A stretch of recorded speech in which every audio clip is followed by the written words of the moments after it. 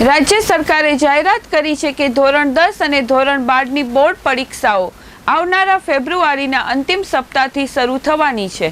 તે અનુસંધાને ગુજરાત માધ્યમિક શિક્ષણ બોર્ડ દ્વારા પરીક્ષા ફોર્મ ભરવાની પ્રક્રિયા સત્તાવાર રીતે શરૂ કરવામાં આવી છે।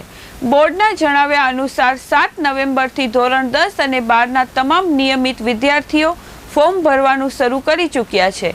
આ પ્રક્રિયા 6 ડિસેમ્બર સુધી ચાલુ રહેશે। સાથે જે વિદ્યાર્થીઓ અગાઉ ડ્રોપ થઈ ગયા હોય અથવા રિપીટર તરીકે પરીક્ષા આપવાના હોય તેઓ પણ પોતાના ફોર્મ ઓનલાઈન ભરી શકશે। વિશેષમાં જણાવાયું છે કે ગુજરાત ઓપન સ્કૂલમાં શિક્ષણ લઈ રહેલા અને પહેલેથી એડમિશન લીધેલા વિદ્યાર્થીઓ માટે પણ ફોર્મ ભરવાની પ્રક્રિયા શરૂ થઈ ગઈ છે।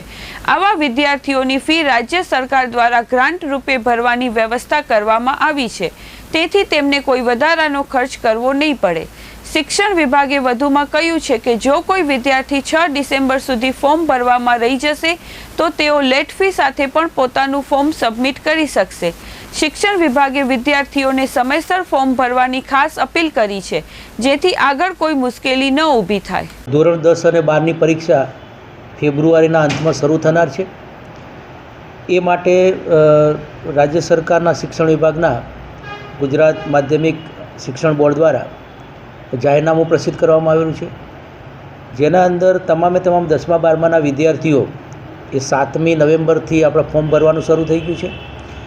ખાસ કરીને 6ઠી ડિસેમ્બર સુધી આ ફોર્મ ભરવાનું ચાલશે। જે લોકો ડ્રોપ થઈ ગયેલા હોય અથવા તો રિપીટર હોય એ પણ પોતે ફોર્મ ભરી શકશે।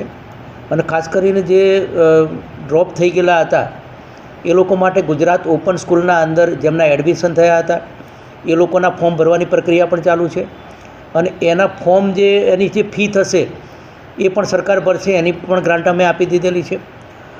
ખાસ કરીને 6ઠી ડિસેમ્બર પછી કદાચ કોઈ વિદ્યાર્થી રહી જશે તો એના માટે પણ લેટ ફી લઈ અને એ ફોર્મ ભરી શકશે। ખાસ કરીને આ વખતે અમે જેમ દર વર્ષે ઝુંબેશ કરીએ છીએ એ રીતે આપણી બંને પાલારા જેલ અને ગળપાદર જેલ એના અંદર પણ અમે સંપર્ક કર્યો છે। એના અંદર પણ જેલના કેદીઓ જો કોઈ પરીક્ષા આપવા માગતા હશે તો એના પાઠ્યપુસ્તક પૂરા પાડીશું અને એના સ્પેશિયલ કોચિંગ પૂરું પાડીશું અને એમને પણ આ પ્રવાહના અંદર એ આપણે ફોર્મ ભરાવી અને મૂળ પ્રવાહના અંદર એમને પરીક્ષા અપાવીશું।